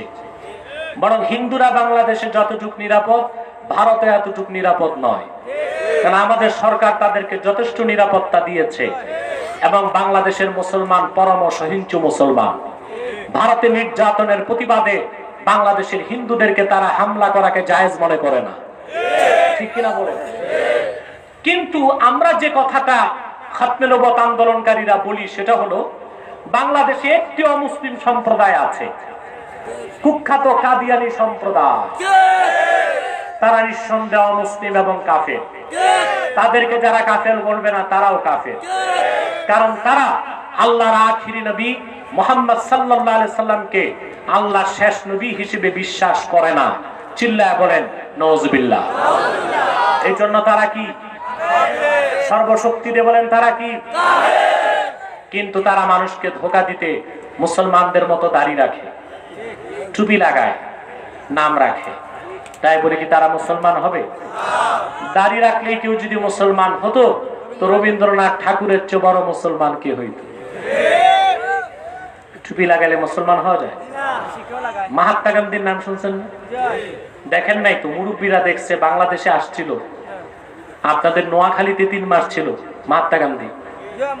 আমি চিন্তা করছি, এত বড় রাজনীতিবিদ 3 মাস নোয়াখালী করলো কি? পরে খবর পাইছি এক হিন্দু মহিলার প্রেমে পড়ে গেছিল। পরকীয়া খুব খারাপ জিনিস, নেতাকে আর নেতা থাকতে দেয় না। ঠিক কিনা? জ্ঞান বুদ্ধি হারিয়ে ফেলে। দেখলেন না এক খেলোয়াড় খেলার মাঠে ছক্কা মারতে মারতে আরেক বেটার বউ ছক্কা মেরে দিয়েছে। আমি তাকে বলবো তওবা করে অন্যের বৈধ স্ত্রীকে ফিরিয়ে দিতে। আপনারাও কি একমত? প্রিয় ভাই বন্ধুগণ, এই অঘটনগুলো এখন বাংলাদেশে বেশি ঘটতেছে, শুধু পর্দা না থাকার কারণে। ঠিক কিনা? প্রিয় ভাই বন্ধুগণ, তো মহাত্মা গান্ধী বাংলাদেশে এসে 3 মাস ছিল। তার সাথে সবসময় একটা ছাগল থাকতো। এই ছাগলটা কয়েকবার লন্ডনে ভ্রমণ করছে। এটারে টিকিট কেটে নিয়ে গেছে। দুর্ভাগ্যজনক, ছাগলটা নোয়াখালীর ফেনীতে আসার পর চুরি হয়ে গেছে। ওই জায়গার নামই হয়ে গেছে ছাগল নাইয়া। মহাত্মা গান্ধী লম্বা এক টুপি লাগাইছে। মুসলিম ছিল না অমুসলিম? নাম রাখলে মুসলমান হওয়া যায়? এক শয়তান বোতলে পেশাব করে উপরে নাম লিখে দিছে শরবত। এটা শরবত হবে? ভিতরে কি? তদ্রুপ কাদিয়ানীরা কাফের এবং অমুসলিম। আব্দুল আউয়াল আব্দুল সামাদ, মোবাশ্বের আলী কবির চৌধুরী, শাহরিয়ার কবির আর রাশেদ খান নাম রাখার দ্বারা তারা মুসলমান হতে পারে না। ভাইরা আমার, বন্ধুরা আমার, আমার আল্লাহ নূর নবী আমার মুহাম্মদ সাল্লাল্লাহু আলাইহি ওয়াসাল্লামের ইসলাম ও কোরআনের হাজার হাজার হাজার বছর পরে বর্তমান ভারতের কুখ্যাত পাঞ্জাবের কুখ্যাত গুরুদাসপুরের কুখ্যাত কাদিয়ানে ইংরেজ আমলে এক শয়তান নিজকে নবী দাবি করেছে। চিল্লায় বলেন নওয়াজুবিল্লাহ। ওই শয়তানটার নাম রেখেছিল তার বাপ মির্জা গোলাম আহমদ কাদিয়ানি। সাবধান সাবধান, কাদিয়ানের কাজ্জাব মিথ্যা নবুয়তের দাবিদার মির্জা গোলাম শয়তান কাদিয়ানিকে গোলাম আহমদ বলা যাবে না, কারণ গোলাম আহমদ অর্থ আহমদ এর গোলাম। কোন কাফের কোনদিনও গোলাম আহমদ এর গোলাম হতে পারে না। আর কাদিয়ানের কাজ্জাব ছিল শেষ দরজার কুখ্যাত কাফের, সে গোলাম আহমদ এর গোলাম ছিল না, সে ছিল কুখ্যাত শয়তানের কুখ্যাত গোলাম। কাদিয়ানের কাজ্জাব মিথ্যা নবুয়তের দাবিদার মির্জা গোলাম শয়তান কাদিয়ানির উপর গজব এসেছে 1908 সালে।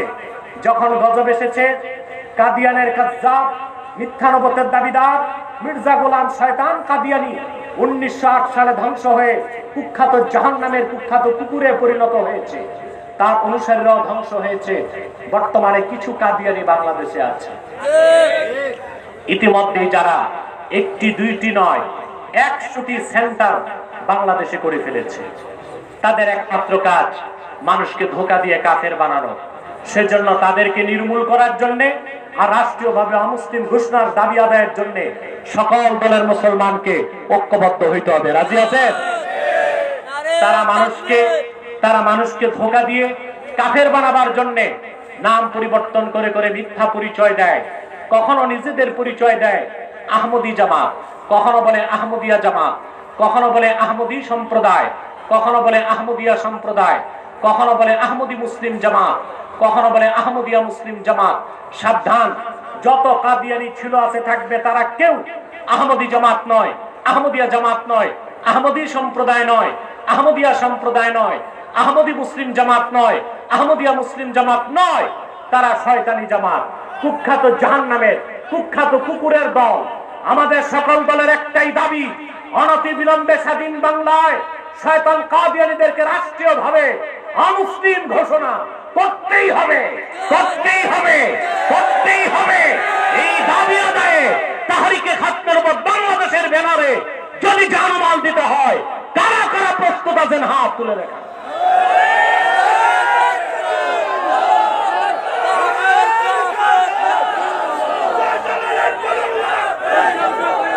বিদায় বেলা আমি আরেকটি হুঁশিয়ারি করে দিচ্ছি, আরেকটি বাতিল ফেরকা বাংলাদেশে মাথা চারা দিয়েছে, এটার নাম হিজবুত তাওহীদ। এটা আরেকটা বাতিল ফেরকা। এরা বলে দাজ্জাল বলতে কিছু নাই, এদের আকীদা আকাশ থেকে ঈসা নামবে, এটা মিথ্যা কথা। এরা বলে কিয়ামত বলতে কিছু নাই, এরা বলে নামাজ হচ্ছে ব্যায়াম, ওযু থাকলেও পারে না থাকলেও পারে। এই হিজবুত তাওহীদ একটি অমুসলিম ফেরকা, এটা থেকে দূরে থাকার চেষ্টা করবেন, পারবেন ইনশাআল্লাহ। এখন আমি প্রশ্নগুলো দেখি, আপনাদের উত্তর সংক্ষেপে দেবার চেষ্টা করছি, তারপরে মুনাজাত হয়ে যাবে ইনশাআল্লাহ। আপনারা 11 বার ইস্তেগফার করে নেন।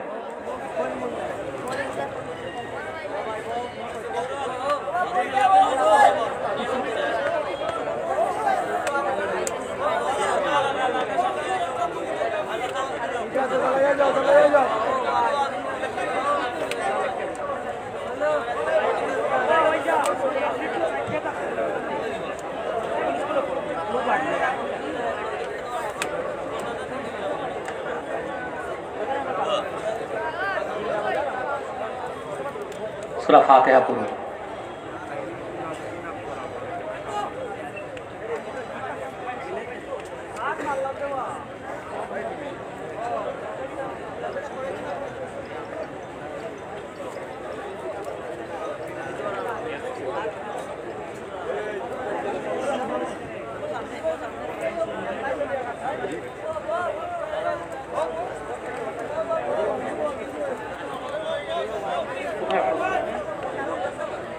আমি আমাদের অনেক সবার জন্য দোয়া চাই।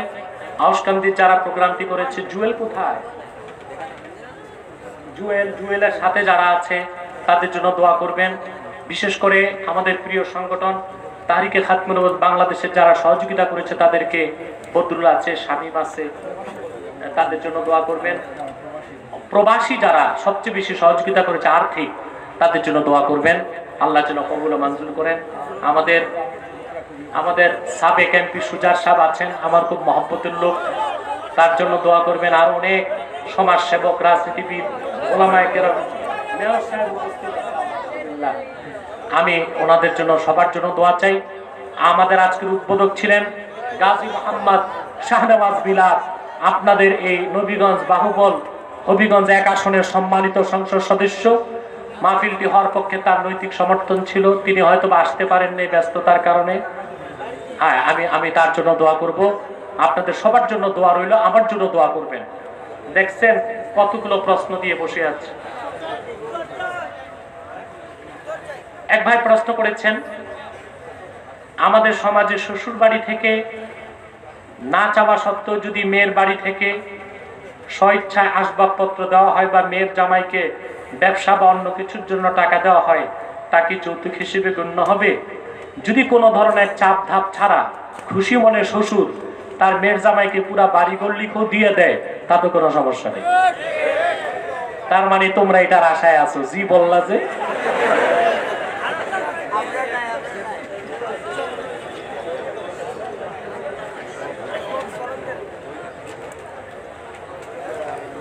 এক বক্তা বলেছে, আমি 82টা দাওরা পাড়ি দিয়ে পীর হয়েছি। আমার জীবনে 7 বার আমার নবীজি সাল্লাল্লাহু আলাইহি ওয়াসাল্লামকে দেখেছি। এখন আমার প্রশ্ন হলো, নিজের প্রশংসা নিজে করা কি ঠিক? আপনারাই বলেন কতটুকু ঠিক। বরং আল্লাহর হাবিব মুহাম্মদ সাল্লাল্লাহু আলাইহি ওয়াসাল্লামের দিদার স্বপ্নে নসিব হওয়ার যে সৌভাগ্যের কিছু নাই, এটা আসলে যিনি দেখছেন তিনি মুখে বলে বলে বেড়াবেন না, তিনি বরং তার নাজাতের জন্য পুঁজি হিসেবে রেখে দিবেন। ঠিক কিনা? আমাদের সমাজে বিয়ের পরের দিন রাতকে কালো রাত হিসেবে ধরা হয়, নাউজুবিল্লাহ। এটা কেমন কথা? কালো রাত না কাল রাত? কি বলেন মুরব্বি? কাল রাত। ওটা কি অশুভ রাত মনে করে? না, এইরকম কোনো ভিত্তি ইসলামে নাই।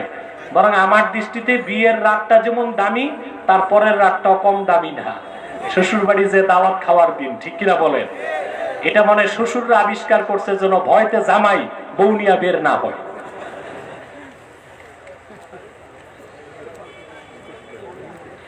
কোরআন নাজিল হয়েছিল আমাদের নবী হযরত মুহাম্মদ সাল্লাল্লাহু আলাইহি সাল্লামের উপর। কোরআন নাজিলের আগে যে সকল নবী রাসূলগণ দুনিয়াতে আগমন করেছিলেন, ওনারা কোরআন নাজিলের আগে নামাজ পড়লেন কি দিয়ে? সুন্দর কথা বলেছেন। রাসূলুল্লাহ শরীয়তে নামাজে কোরআন পড়াকে আল্লাহ ফরজ করেছেন। ফাকরাউ মা তায়াসসারা মিনাল কোরআন, এই নির্দেশের মাধ্যমে পূর্বের নবীগণ নামাজ পড়তেন। পূর্বের নবীদের উপর তাদের নিজ নিজ ভাষায় আল্লাহর কালাম নাজিল হতো, সেই ভাষাতেই তারা নামাজে পড়তেন। কথা বুঝতে পেরেছেন? যেমন হযরত ইব্রাহিম আলাইহিস সালামের ভাষা ছিল ইব্রানি, তা হযরত ঈসা আলাইহিস সালামের ভাষা, তার উপর নাজিল হয়েছে কিতাব সুরিয়ানি। সেই ভাষাতেই তারা নামাজে তেলাওয়াত করতেন, আল্লাহর প্রশংসা করতেন। এক ভাই প্রশ্ন করেছেন, ইসলামের পরিভাষায় প্রতিহিংসা সমালোচনার পরিণাম কি? সুন্দর বলেছেন, হিংসা প্রতিহিংসা কবিরা গুনাহ, এবং হিংসুকের হিংসা থেকে বাঁচার জন্য আল্লাহ কোরআনে নির্দেশ করেছেন, অমিন শাররি হাসিদিন ইদা হাসাদ। ঠিক কিনা? এবার হচ্ছে সমালোচনা। কারো পিছনে তার সমালোচনা করা গীবত, এটা কবিরা গুনার একটি গুনাহ। কিন্তু 6টি শর্তে আপনি কারো সমালোচনা করতে পারবেন। হাদিসে এসেছে, উসকুরুল ফাজেরা কাইয়াহজুরাহুন নাস, যে ব্যক্তি কাফের, ফাসেক, ফাজের, যার কথা কাজ বা কর্মকাণ্ডে অন্য মুসলমান ক্ষতিগ্রস্ত হতে পারে, তার বিরুদ্ধে মানুষকে সজাগ করার জন্য সমালোচনা করা জায়েজ না ওয়াজিব? এটা কি ওয়াজিব। শাসক যদি স্বৈরাচার হয়, তার সমালোচনা করা জায়েজ। কোন নেতা যদি লম্পট হয়, তার লাম্পট্যের কারণে মানুষ ক্ষতিগ্রস্ত হবে, তার ব্যাপারে মানুষকে সতর্ক করা জায়েজ। এভাবে 6টি শর্তে সমালোচনাকে শরীয়ত জায়েজ রেখেছে। শুধু ব্যক্তি স্বার্থে কারো সমালোচনা করা, গোষ্ঠীর স্বার্থে সমালোচনা করা, যেখানে দ্বীনের কোনো ফায়দা নিহিত নেই, জনগণের কোনো ফায়দা নিহিত নেই, সেটা একেবারেই গীবত, হারাম, নাজায়েজ। পবিত্র কোরআনের 26টি আয়াত পরিবর্তনের জন্য ভারতের আদালতে অসীম রেজভী নামে একজন কাফের রিট করেছে। এটার কথা তো আমি মূল আলোচনাতেই বলেছি। সে হচ্ছে কুখ্যাত শিয়া, সে কাফের, তার আল্লাহর কোরআন পুরাটা বিশ্বাস করে না। আমাদের বাংলাদেশে করণীয় কি এখন? আমাদের বাংলাদেশের করণীয় হচ্ছে যে সেই কুখ্যাত অসীম রেজভী, সে অমুসলিম, তার কোনো কথায় ভারত সরকার ইসলাম বিরোধী কোনো সিদ্ধান্ত নিবে না। যদি নিতে যায় তো রাশিয়া যেভাবে ভেঙ্গে টুকরা টুকরা হয়েছে, ভারতও ভেঙ্গে টুকরা হতে সময়ের ব্যাপার লাগবে ইনশাআল্লাহ। আমাদের দায়িত্ব হচ্ছে দেশে প্রতিবাদের ঝড় তোলা। কোনোভাবেই যেন ভারত সরকারের ইঙ্গিতেই কাজটি হয়েছে আমরা বুঝতেছি, ঠিক কিনা বলেন? মুসলমানদেরকে অস্থির এবং অরাজকতায় রেখে ইসলাম বিরোধী এজেন্ডাগুলো বাস্তবায়ন করার জন্য এটা একটা ভারতের সরকারি কৌশল বলে আমরা মনে করি। অতএব এটা যেন না হয়, সেজন্য আমাদের সর্বাত্মক প্রস্তুতি গ্রহণ করতে হবে বাংলাদেশের জন্য। একজন মহিলা মারা যাওয়ার পর তার লাশ দুয়ারে কবরে লাশ নামাবে কারা? কাদের জন্য লাশ দেখা যায় এবং মৃত মহিলাকে কবরস্থ করা কাদের জন্য হারাম? যখন মহিলা মারা যাওয়ার পর তার মহিলা তারে কবরে দাফন করবে না, পুরুষরাই দাফন করবে। মহিলার শরীরে কাফন থাকবে। দাফন করার সময় মহিলাকে যদি স্পর্শ করতে হয়, পুরুষ ব্যক্তির হাতে কোনো কাপড় পেঁচায় নিলেই চলবে, এটা জায়েজ, তাতে কোনো সমস্যা নাই। আর মহিলাদের গোসল মহিলারাই করাবে। কথা বুঝতে পেরেছেন? মহিলার সন্তানরা মায়ের লাশ দেখতে পারবে, ভাইরা বোনের লাশ দেখতে পারবে। কথা বুঝতে পেরেছেন? আর কোনো স্বামী দেখবে না, এটা মাকরুহ, না দেখাটাই উচিত। তবে খুব যদি আবেগ সংবরণ করতে না পারে স্বামী, সেই ক্ষেত্রে আলেমদের উচিত খানিক সময়ের জন্য শিথিলতা করে দেওয়া। খুতবার আজানের পর হাত তুলে মোনাজাত করা যাবে কিনা? করবেন না, করাটা মাকরুহ। কারণ ফাতাওয়ার যে সমস্ত ফতোয়ার কিতাবে এসেছে, কোন এবারতে এসেছে ইদা খারাজাল ইমাম, আর কোন এবারতে এসেছে ওয়া ইদা সাইদাল ইমাম আলাল মিম্বার লা সালাতা ওয়ালা কালামা ওয়ালা সালামা ওয়ালা রাদ্দাস সালাম। ইমাম যখন বের হবে হুজরা থেকে খুতবার জন্য, আর বাকিরা বলেছেন ইমাম যখন মিম্বরে বসে যাবে, কথা বুঝতে পারছেন, তখন কোনো নামাজ নাই, দোয়া নাই, জিকির নাই, সালাম নাই। কেউ সালাম দিলে জবাবও দেওয়া যাবে না। তো সেই ক্ষেত্রে কি হাত তুলে মুনাজাতের সুযোগ আছে? আরে কথা বলেন। আরেকটা বিতর্কিত প্রশ্ন এসছে, এই ধরনের প্রশ্ন আমাকে করবেন না কখনো। আমাদের মধ্যে অনেকে ভুল বুঝাবুঝি সৃষ্টি করতে চায়। আমরা জোনপুর, আমাদের থেকে বদরপুর, বদরপুর থেকে ফুলতলি। আমরা সৈয়দ আহমদ বেরেলি ও কারামতের জোনপুর রহমতুল্লাহর উত্তরসূরি। আমাদের মধ্যে কোনো মত পার্থক্য নাই। যদি মনে করেন কোথাও মত পার্থক্য হচ্ছে, মনে করবেন তৃতীয় পক্ষ সেখানে ঝগড়া সৃষ্টির চেষ্টা করছে।